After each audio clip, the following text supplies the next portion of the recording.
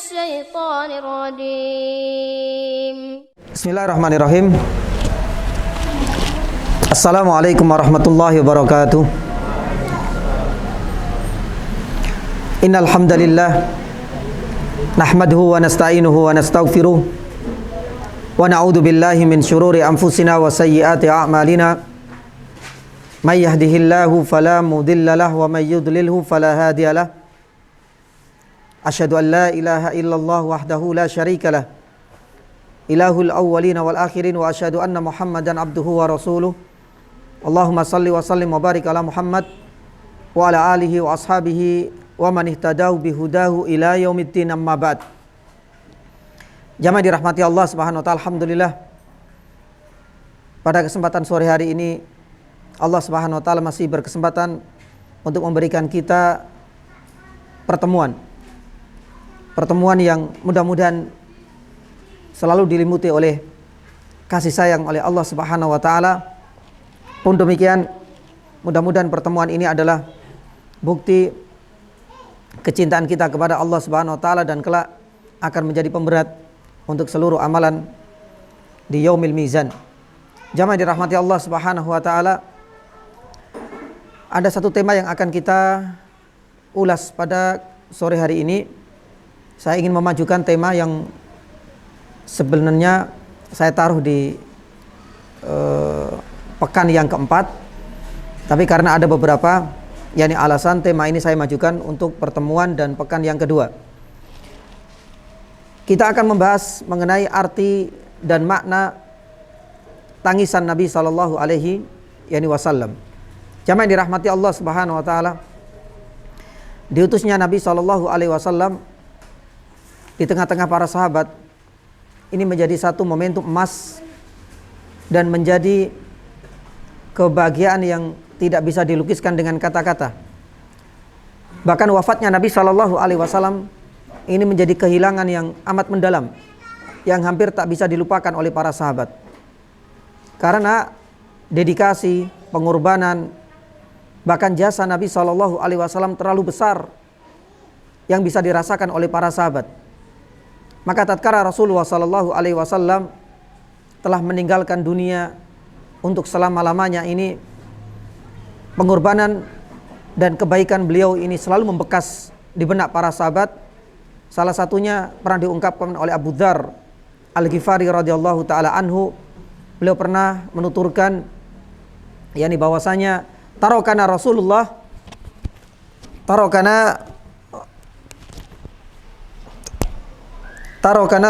sallallahu alaihi wasallam wala ta'irun yuqallibu janahaihi fil hawa illa wa huwa yudzakkiruna minhu ilman. Subhanallah. Ya, Rasulullah sallallahu alaihi wasallam telah meninggalkan kita semua. Bahkan pemakamannya masih kelihatan basah.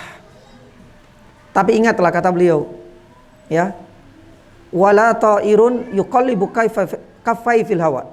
Dan tidaklah ada seekor burung ketika mengepakkan kedua sayapnya kecuali Rasulullah sallallahu alaihi wasallam pasti telah menyampaikan kepada kita ilmu yang berkaitan dengan hal tersebut. Subhanallah. Maka jamaah yang dirahmati Allah Subhanahu wa taala, kesedihan yang dialami oleh para sahabat ini adalah bukti cintanya mereka kepada Rasulullah sallallahu alaihi wasallam ketika ditinggal wafat olehnya. Maka bagaimana kita bisa mengungkapkan dengan kesedihan? Bagaimana kita bisa melihat lebih dekat sisi kepribadian Nabi sallallahu alaihi wasallam? Kalau para sahabat alhamdulillah mereka sudah hidup, mereka sudah berkomunikasi dan berinteraksi dengan Nabi sallallahu alaihi wasallam hampir setiap hari. Makanya meninggalnya Rasul sallallahu alaihi wasallam ini menyisakan penderitaan, menyisakan kesedihan yang cukup mendalam di hati para sahabat. Ya, dan hampir semuanya menangis. Hampir semuanya bersedih. Tapi sekali lagi ini adalah bukti bagaimana tingginya kecintaan para sahabat kepada Rasulullah sallallahu alaihi wasallam. Karena mereka sudah merasakan bahwasanya Nabi sallallahu alaihi wasallam ini sudah menjadi satu kesatuan utuh yang tidak mungkin bisa dipisahkan dari kehidupan para sahabat.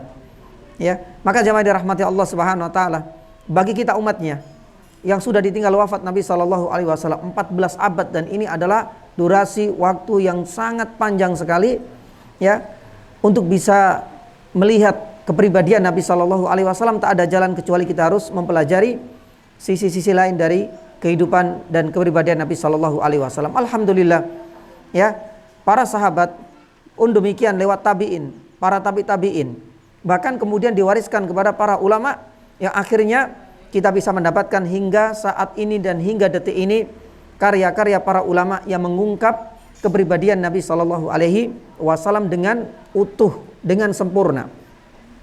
Makanya di antara kitab yang seharusnya menjadi koleksi ya dan menjadi kitab rujukan dan seharusnya menjadi kurikulum ya yang kita tularkan kepada anak-anak kita di rumah, itu adalah kitab Asy-Syama'il Muhammadiyah. Ini adalah salah satu di antara kitab yang seharusnya menjadi kurikulum, yakni kitab yang ada di rumah tangga kita. Syama'il Al-Muhammadiyah yang dikarang oleh Imam At-Tirmidzi rahimahullahu taala ini adalah salah satu di antara sekian banyak ya kitab yang mengulas berbagai kepribadian Nabi SAW melalui riwayat-riwayat yang sahih. Maka jamaah yang dirahmati Allah Subhanahu wa taala, saya tertarik dari kitab ini ketika Imam Tirmidzi menyebutkan sekitar 56 bab. Ada satu bab ya yang membahas mengenai arti dan makna tangisan dari Nabi Shallallahu Alaihi Wasallam, tepatnya di bab yang ke-45, dan ini akan kita jadikan sebagai tema pada sore hari ini. Jamaah yang dirahmati Allah Subhanahu Wa Taala, sejauh mana ya arti dari tangisan dan hakikat dari tangisan itu sendiri, dan seperti apa keunikan dari jenis dan bentuk tangisan Nabi Shallallahu Alaihi Wasallam. Mudah-mudahan ya dalam waktu mungkin 20 menit atau 25 menit ke depan bisa kita selesaikan tema ini. Ada dua subtopik yang akan kita bahas ya jamaah yang dirahmati Allah Subhanahu wa taala. Yang pertama adalah mengenai hakikat dari tangisan, dan yang kedua kita akan membahas mengenai arti dan makna tangisan Rasulullah sallallahu alaihi wasallam. Adapun subtopik yang pertama jamaah yang dirahmati Allah Subhanahu wa taala, hakikat dari tangisan. Hakikat dari tangisan manusia. Ya. Para ulama mengulas bahwasanya hakikat dari tangisan manusia itu ada dua. Ya, dan ini yang harus kita fahami, dan ini menjadi kaidah dasar yang harus kita ketahui bersama. Hakikat yang pertama dari tangisan itu adalah bahwasanya tangisan itu sebuah fitrah. Ya, tabiat yang Allah Subhanahu wa taala ciptakan untuk setiap insan sebagai wujud tanda kekuasaan dan keagungan Allah Subhanahu wa taala kepada manusia. Subhanallah. Jadi ini adalah hakikat dari tangisan. Ini harus kita fahami dulu dua kaidah penting ini. Jadi adanya tangisan pada manusia itu adalah sudah menjadi kodratnya dan sudah sesuai dengan fitrahnya manusia. Dan adanya tangisan manusia ini adalah sebagai wujud tanda kekuasaan dan keagungan Allah Subhanahu wa taala. Dari mana kita tahu? Kita bisa melihat di dalam surat An-Najm ayat 43 jamaah. Allah Subhanahu wa taala firman, wa annahu huwa adhaka wa abka. Di dalam surat An-Najm ayat 43 Allah Subhanahu wa taala firman bahwasanya Allah Subhanahu wa taala yang menjadikan manusia apa? Adhaka, bisa tertawa, wa abka, dan menjadikan manusia bisa menangis. Subhanallah. Jadi bukan karena faktor kekuatan fisik kita yang akhirnya kita bisa menangis. Bukan karena faktor menunjukkan bahwasanya badan dan jasad kita sehat yang menjadikan kita mudah untuk mengeluarkan air mata. Tidak. Dan bukan pula karena faktor karakter dan sifat kita yang cengeng yang akhirnya kita mudah menangis. Tidak jemaah. Kalau kita melihat di dalam ayat 43 dari surat An-Najm ini, maka kita akan temukan bahwasanya semuanya itu tidak luput dari iradah dan kehendak Allah Subhanahu wa taala. Oleh karenanya Imam Al-Qurtubi rahimahullahu taala ketika mengomentari ayat ini, beliau mengatakan bahwasanya Allah lah yang telah menentukan sebab-sebab yang melatar belakangi, kata beliau. Jadi Allah lah yang sebenarnya telah menentukan sebab-sebab yang melatar belakangi manusia itu bisa tersenyum, bisa tertawa, pun demikian bisa menangis. Subhanallah. Maka ini adalah hakikat yang pertama, bahwasanya tangisan manusia ya itu sudah menjadi fitrah ya, di mana Allah Subhanahu wa taala taruh di setiap insan, dan itu sebagai wujud tanda kebesaran dan kekuasaan Allah Subhanahu wa taala. Adapun hakikat yang kedua, yakni jamaah yang dirahmati Allah Subhanahu wa taala, tangisan ini adalah nikmat dan anugerah dari Allah Subhanahu wa taala untuk setiap hambanya, untuk mengungkapkan kemelut yang ada di dalam hatinya ketika lisannya sudah tak kuasa dan keluh untuk mengungkapkannya. Maka jawabannya ada pada yakni air mata. Maka jamaah yang dirahmati Allah Subhanahu wa taala, ini adalah nikmat. Ya, bayangkan kalau seandainya manusia itu tidak berikan nikmat bisa menangis, ya mungkin kehidupan kita ini akan kering, garing. Maka ini adalah dua hakikat yang amat penting sekali, bahwasanya tangisan itu adalah bukti kuasa Allah Subhanahu wa taala, dan yang kedua, tangisan itu adalah apa? Ya, anugerah dari Allah Subhanahu wa taala kepada setiap yakni hamba. Maka jamaah yang dirahmati Allah Subhanahu wa taala, manakala kita pulang ya ke rumah, ya kemudian kita dapati istri kita menangis, ya kita biarkan. Ya kita harus yakni paham kaidah awal ini dulu.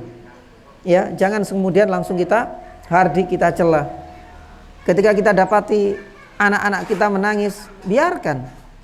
Ya, kita harus memahami bahwasanya tangisan yang keluar dari mata istri kita, dari anak kita, kita harus tahu dua kaidah dasar ini terlebih dahulu. Bahwasanya tangisan ini alhamdulillah ini adalah kuasa Allah Subhanahu wa taala yang menjadikan anak kita, istri kita menangis. Kemudian yang kedua, kita harus sadar bahwasanya ini adalah sebuah ungkapan yang mungkin barangkali tidak bisa ya diucapkan dengan kata-kata lewat lisannya, yang akhirnya kemudian mereka mengeluarkan lewat tetesan air, yakni air mata. Maka jamaah yang dirahmati Allah Subhanahu wa taala, bayangkan kalau seandainya kita pulang, istri kita nggak pernah menangis sama sekali sepanjang kehidupan kita dalam membina hubungan rumah tangga, subhanallah, ya mungkin akan kering, akan garing. Maka jamaah yang dirahmati Allah Subhanahu wa taala, dari sinilah kemudian ya ada klaim yang itu tidak bisa kita terima 100% kebenarannya dan kevalitannya. Karena sebagian orang itu menganggap bahwasanya tangisan seseorang itu menunjukkan cengengnya dan menunjukkan lemahnya keimanan yakni seseorang. Ada yang mengatakan yang demikian. Maka kalau kita melihat kepada hakikatnya, dari hakikat tangisan, maka klaim seperti ini tidak bisa kita terima 100% yakni jamaah. Bahkan sebagian ulama mengatakan bahwasanya klaim seperti ini tertolak dari dua sisi. Yang pertama dari sisi medis, dan yang dua dari sisi syar'i. Kenapa yang demikian? Karena tidak bisa kita terima ya statement sebagian orang yang mengatakan bahwasanya tangisan orang yang menangis baik laki-laki maupun perempuan ini menunjukkan cengengnya mereka, menunjukkan lemahnya keimanan. Enggak. Dari sisi medis tertolak. Makanya kita bisa melihat ya nih jamaah, kalau kita googling ya nih misalnya, subhanallah ya, apa sih manfaat dari air mata ketika kita menangis? Banyak sekali manfaatnya. Ada yang mengatakan bahwasanya air mata ini subhanallah mampu membunuh yakni bakteri-bakteri, karena memang ada yang mengungkapkan ya, bisa nanti dilihat, ini mengandung yakni zat yang namanya lisozoma yang mampu membunuh ya bakteri-bakteri yang itu tidak bisa dibunuh dengan media dan alat yang lain kecuali dengan air mata. Bahkan 90-95% bakteri itu akan mati dalam durasi waktu 5 menit saja, subhanallah. Dan itu sudah melalui proses yang cukup yakni panjang. Bahkan ada yang mengatakan secara medis yakni bahwasanya tangisan ini bisa mengembalikan mood yakni kita, bisa mengurangi stres yakni kita. Bahkan salah satu dokter yakni dari Amerika, yakni William Frey dari Minnesota, itu mengatakan bahwasanya ternyata dengan tangisan air mata ini, dengan keluarnya air mata ini sedikit banyak mengeluarkan racun-racun dan toksin yang ada dalam yakni tubuh kita, subhanallah. Maka jamaah yang dirahmati Allah Subhanahu wa taala, ya, sampai yakni dokter ya Majid Ramadan, salah satu penulis yang aktif dari Timur Tengah, itu menulis sebuah yakni buku dan sudah ditranslate, sudah diterjemahkan. Ya, judulnya itu adalah Menangis itu yakni sehat. Dia sebutkan dari berbagai yakni sisi. Maka ini adalah salah satu bukti konkret dari sisi medis ya, kita dapati bahwasanya ternyata air mata dan tangisan ini ternyata membawa banyak sekali manfaat dan yakni faedah. Belum lagi kalau seandainya kita lihat dari sisi syar'inya. Kalau kita melihat banyak sekali dalil di dalam Al-Qur'an dan As-Sunnah yang menunjukkan tangisan-tangisan yang muncul dari air mata para sahabat. Apakah kemudian dari sini kemudian kita langsung klaim bahwasanya mereka adalah orang yang cengeng? Para sahabat ketika menangis langsung kemudian kita vonis mereka adalah orang-orang yang lemah imannya. Yani tunggu dulu. Kita tidak boleh tergesa-gesa untuk memvonis yani mereka. Salah satunya jamaah dirahmati Allah Subhanahu wa taala. Di dalam surat Al-Maidah ayat 83 ya, dan ini menjadi awal juz yang ke-7. Allah Subhanahu wa taala firman, "Wa idza sami'u ma unzila ilar rasuli" ya, "tara a'yunahum tafidu minad dam'i mimma 'arafu minal haqq. Yaquluna amanna faktubna ma'asy syahidin." Di dalam surat Al-Maidah ayat 83 di sini Allah Subhanahu wa taala mengisahkan ya, ketika orang-orang ahlul kitab terutama adalah orang-orang Nasrani mendapati kebenaran yang disampaikan oleh Nabi SAW, mereka langsung bercucuran air matanya. Mimma arafu minal haq, ketika nampak di hadapannya kebenaran Islam. Nah, jamaah dirahmati Allah Subhanahu wa taala, yani Syekh Yanwadi dalam kitabnya Asbabun Nuzul mengatakan bahwasanya ayat ini itu berkaitan dengan diturunkan kepada Raja yani Najasyi, subhanallah. Jamaah dirahmati Allah Subhanahu wa taala, ya.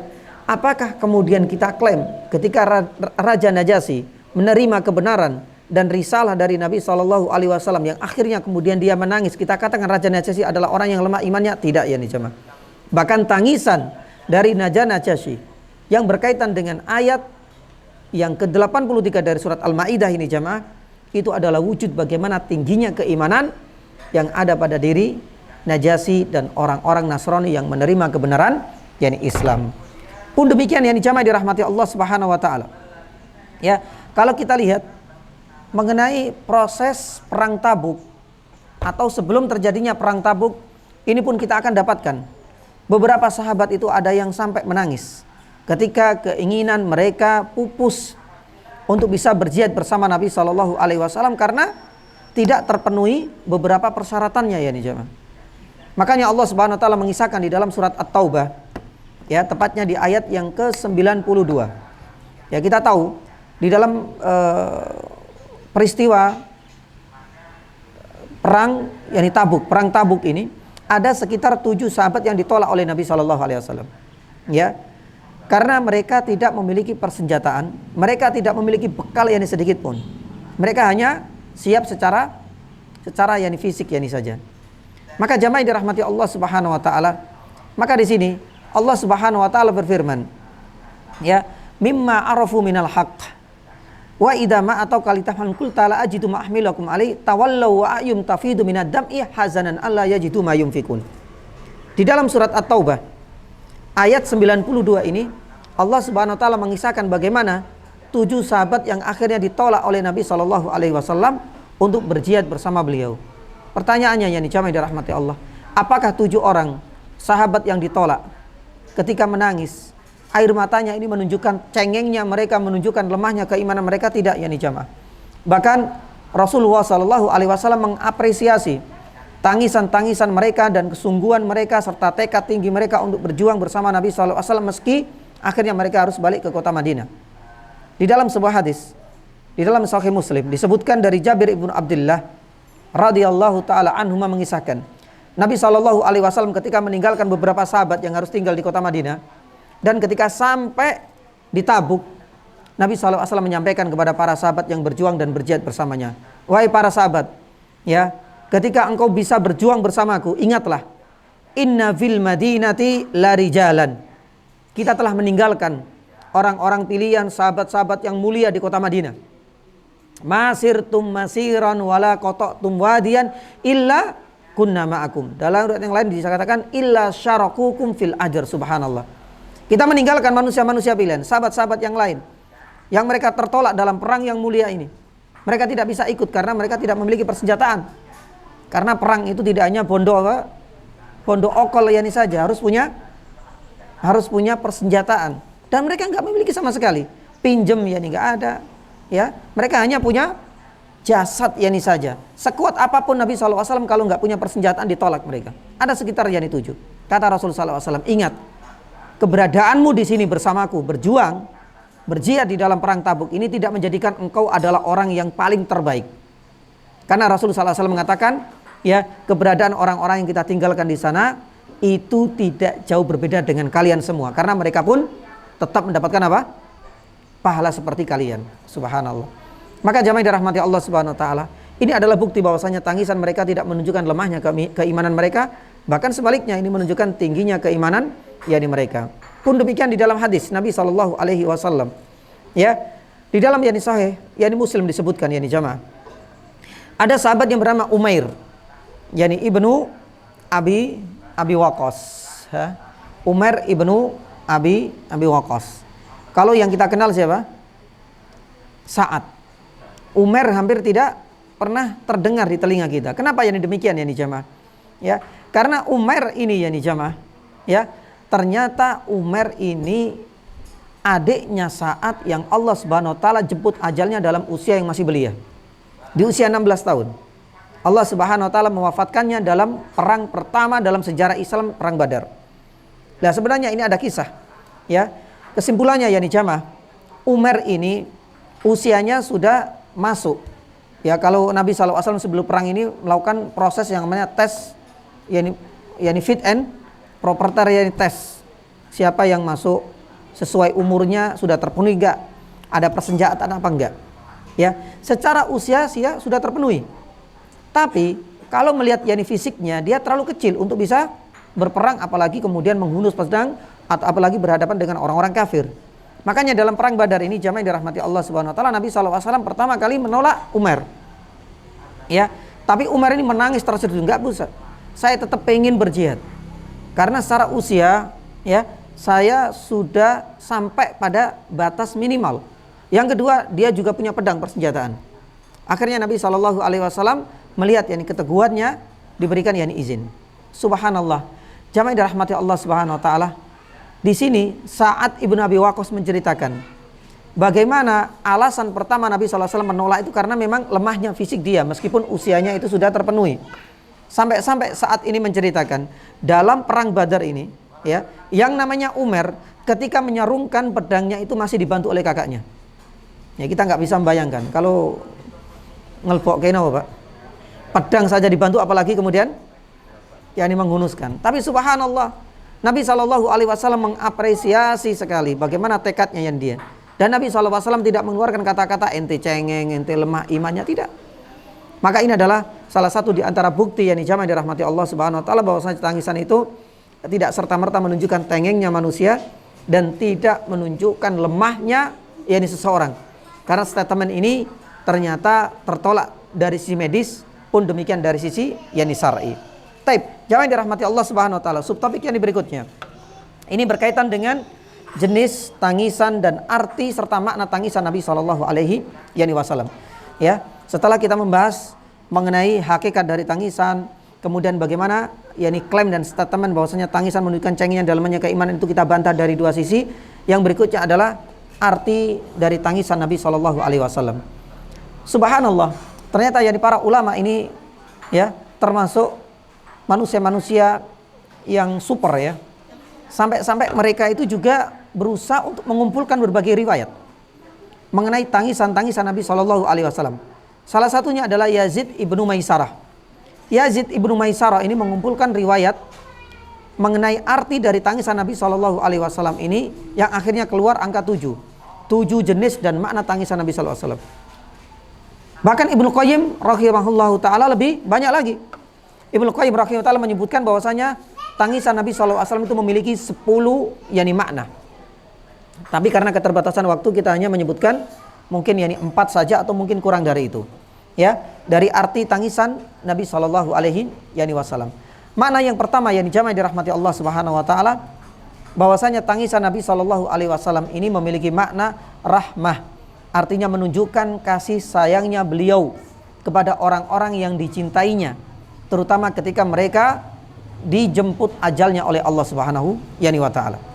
Yani subhanallah. Jadi tangisan Nabi SAW ketika orang-orang yang dicintai dijemput ajalnya oleh Allah Subhanahu wa taala, ini adalah bagian dari tangisan rahmah. Anas ibnu Malik radhiyallahu taala anhu di dalam yani Sahih Bukhari menyebutkan yang kisah ketika Nabi SAW meneteskan air matanya ketika ditinggal wafat putranya tercinta, yaitu Ibrahim. Yani Ibrahim ini adalah satu-satunya putra beliau yang lahir dari rahim siapa? Maria yakni Al-Qibtiyah. Seluruh putra dan putri Nabi sallallahu alaihi wasallam sisa selain Ibrahim itu lahir dari rahimnya siapa? Khadijah. Jamaah yang dirahmati Allah Subhanahu wa taala. Ketika meninggalnya Ibrahim ini subhanallah, Nabi sallallahu alaihi wasallam menangis. Tak mampu membendung air matanya. Sampai Abdurrahman ibnu Auf itu kemudian, "Wa anta ya Rasulullah?" Ya, merasakan ini janggal. Karena sudah banyak para sahabat meninggal dalam perang-perang sebelumnya. Tapi Nabi sallallahu alaihi wasallam enggak pernah menampakkan tangisan ya sesedih itu kecuali ketika meninggal dan wafatnya Ibrahim itu. Sampai kemudian didekati. Enggak ada para sahabat yang berani mendekatinya kecuali Abdurrahman ibnu Auf karena beliau termasuk orang yang senior, sahabat yang senior. "Wa anta ya Rasulullah." Bahasa kita, kenapa anta menangis ya Rasulullah? Ya, kita enggak pernah mendapati ya engkau menangis seperti ini. Apa jawaban dari Nabi sallallahu alaihi wasallam? "Ya Ibnu Auf, innaha rahmah." Subhanallah. Ya Ibnu Auf, ini adalah wujud kasih sayangku kepada orang-orang yang aku cintai. Barulah Rasul sallallahu alaihi wasallam kemudian mengatakan, ya, innal aina yani tadma. Karena mata ini punya hak untuk apa? Untuk menangis. Wa innal qalba wal qalb yahzan. Dan hati ini punya hak untuk bersedih. Wala naqulu illa ma yarda rabbuna. Yang penting ketika kita ditinggal wafat oleh orang-orang yang terkasih, ya, itu jangan sampai muncul kata-kata yang menunjukkan ya pengingkaran terhadap qada dan takdir Allah Subhanahu wa taala. Ya, kata Rasulullah SAW, ya, jaga mulut kita dan lisan kita. Jangan sampai kita berucap kecuali sesuatu yang mendatangkan keridhaan Allah Subhanahu wa taala. Wa inna yani bika ya Ibrahim lamahzunun wa inna bi firaqika ya Ibrahim lamahzunun. Jamaah dirahmati Allah Subhanahu wa taala, inilah di antara makna yang pertama.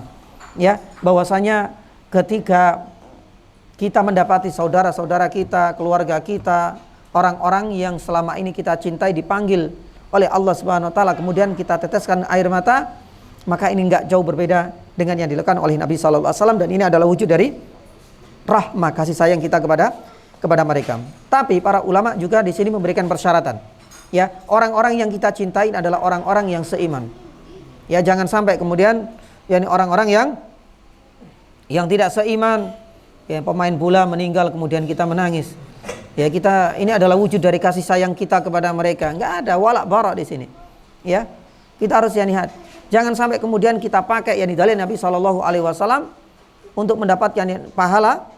Karena tangisan kita itu enggak jauh beda dengan tangisan Nabi sallallahu alaihi wasallam kepada putranya, tapi ternyata tangisan kita itu kita peruntukkan kepada orang-orang yang benci kepada Islam dan mereka adalah orang-orang non-muslim. Ini enggak berlaku jamaah.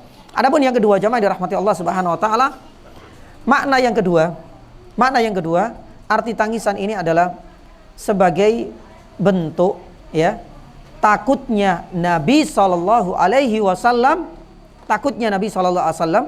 bila mana musibah itu terjadi kepada umatnya.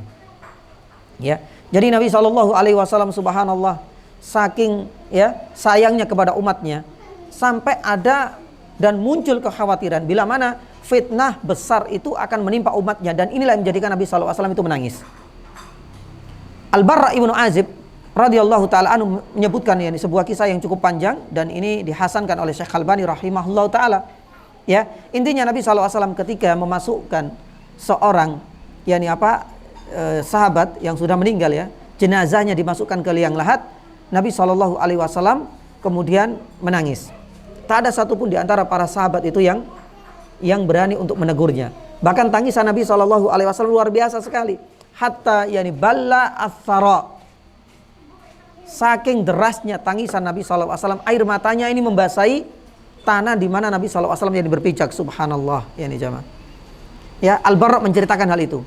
Akhirnya kemudian Nabi sallallahu alaihi wasallam mengatakan kepada para sahabat yang hadir di sekitarnya, limisli hada, ya ikhwani limisli hada fa'idtu.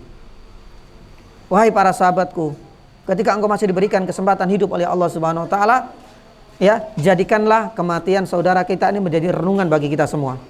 Kesempatan engkau masih diberikan hidup oleh Allah Subhanahu wa taala, fa'idtu. Maka persiapkan bekal sebanyak banyak-banyaknya.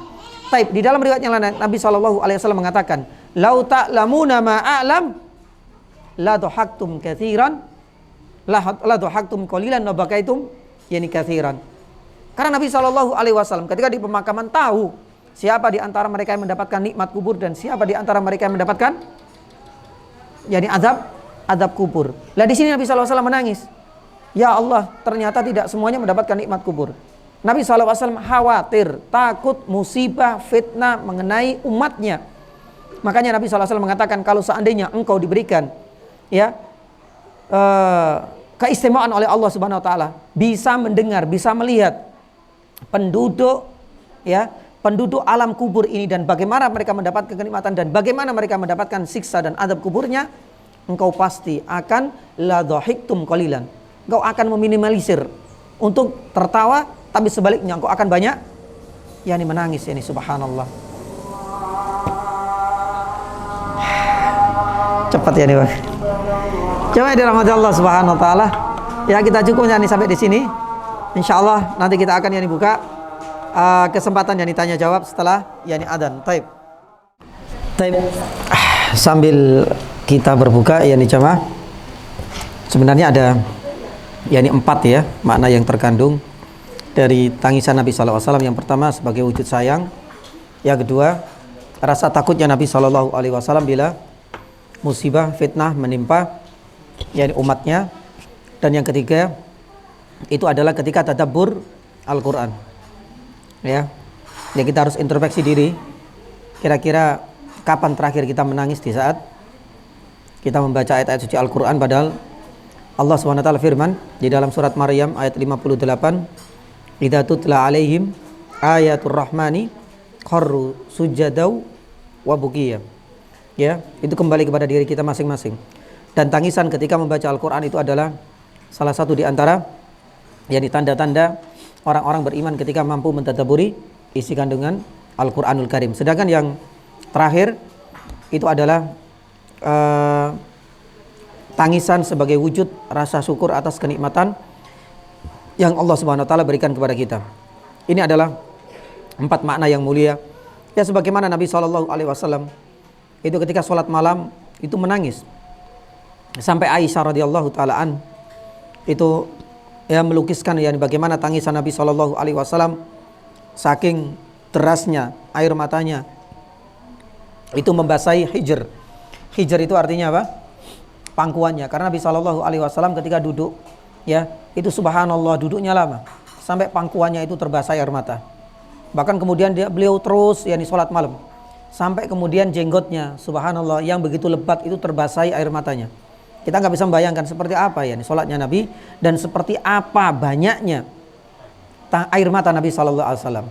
Bahkan tidak berhenti sampai di situ. Aisyah kemudian melanjutkan, Nabi SAW terus kemudian sholat malam sampai hatta bal yakni mau al-ard, tempat di mana beliau berpijak di Masjid yakni Nabawi. Ketika itu minta izin kepada Aisyah radhiyallahu anha, itu sampai terbasahi subhanallah. Ya, maka di sini kemudian Nabi Shallallahu alaihi wasallam ketika sampai menjelang subuh datang yakni Bilal.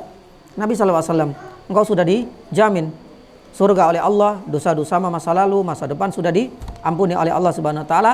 Kemudian muncul statement yang cukup populer dari Nabi Shallallahu alaihi wasallam, afala akunu abdan yakni syakura. Tidakkah engkau senang dan bahagia bila nabimu ini aku menjadi hamba yang pandai yakni syukur. Dan ini adalah wujud yakni syukur, dijamin surga oleh Allah, dileburkan dosa-dosa masa lalu dan akan datang. Wujud syukurnya dengan apa? Dengan ibadah semalam yakni suntuk, dan itu disertai dengan air mata yang cukup yakni deras dari Nabi Shallallahu alaihi wasallam. Jamaah dirahmati Allah Subhanahu wa taala, masih yakni cukup banyak tapi mudah-mudahan yakni 4 makna ini yakni cukup untuk mewakili arti dan makna dari tangisan Nabi Shallallahu alaihi wasallam. Terakhir yakni pesan saya sebenarnya sebelum kita masuk ke sini, kenapa sih kita membahas yakni ini? Ya, ketika kita memahami arti dan makna dari tangisan Nabi Shallallahu alaihi wasallam, ini berarti kita sudah mengenal ilmu, kita sudah mengerti, dan ketika kita menangis nantinya, ya, kemudian kita teringat yakni dengan jenis-jenis tangisan Nabi Shallallahu alaihi wasallam, disinilah tangisan kita ini nggak akan sia-sia. Tangisan kita akan berbuah yakni pahala sebagai bentuk apa? Ittiba kepada Nabi Shallallahu alaihi wasallam. Yakni berbeda dengan tangisan-tangisan yang mungkin pernah menangis tapi nggak pernah tahu ilmunya, nggak pernah tahu hadisnya, nggak pernah tahu seperti apa tangisan Nabi Shallallahu alaihi wasallam. Ya akhirnya tangisan ini akan sia-sia. ya keluar yani sebagaimana tangisan-tangisan orang lain. Tapi ketika kita mengetahui, oh ternyata di balik tangisan yani kita itu ya berbuah yani pahala manakala kita mengikuti tangisan Nabi Shallallahu Alaihi Wasallam sebagaimana riwayat yang barusan kita sampaikan, insya Allah air mata ini nggak akan sia-sia dan akan malah berbuah yani pahala. Dan ini adalah intisari dari tujuan yani kita membahas yani makna yang terkandung dari tangisan Nabi Shallallahu Alaihi Wasallam. Ada beberapa pertanyaan yang saya ingin ajukan. Yang pertama kepada ibu-ibu, ya, gini aja Pak ya, sisanya. Taib, untuk ibu-ibu yang pertama ya, sebutkan yani satu saja dari hakikat tangisan. Ibu ada yang bisa menjawabnya? Kita sebutkan yani tadi ada dua hakikat, satu aja apa? Apa? Fitrah. Taib. Di sini ada kitab sifat wudu, ada sifat sholat, dan ada Tupperware ini, masya Allah. Ini botol ya, botol BBA free, botol minuman. Kira-kira yang mau yang mana Bu? Botolnya, monggo. Taib, yani untuk bapak-bapak ya. Kita sebutkan yani tadi, yani ada beberapa yani kisah ya dari tangisan yani para yani sahabat. Salah satunya coba sebutkan yani siapa yang pernah menangis selain Nabi Shallallahu Alaihi Wasallam di antara para sahabat, terutama ketika mereka ditolak perang oleh Nabi Shallallahu Alaihi Wasallam yani di awal. Taib, siapa? Umar bin Abi Waqqas. Taib. Enggak tahu milih yang mana Mas? Yang biru. Yang besar. Taib, kepada ibu-ibu lagi. Ini gimana? Nanti ya Pak ya. Taib, kepada ibu-ibu lagi. Ini dibuat rebutan apa enggak Pak ini nanti Pak? Apa boleh Atau ini dulu ya? Taib, kepada ibu-ibu yani jamaah. Pertanyaannya yang berikutnya kepada ibu-ibu. Ya, Nabi Shallallahu Alaihi Wasallam pernah menangis ketika ditinggal wafat putranya. Siapa namanya? Ibu-ibu? Ibrahim. Coba dipilih botol sifat. Berarti yani bapak nggak ada kesempatan. Yani taib. Untuk yani bapak-bapak, ya. Ada sifat wudu, ada sifat yani salat, menyisakan yani dua-dua. Taib. Nabi Shallallahu Alaihi Wasallam, ya. Apa ya Pak? Susah ini Pak.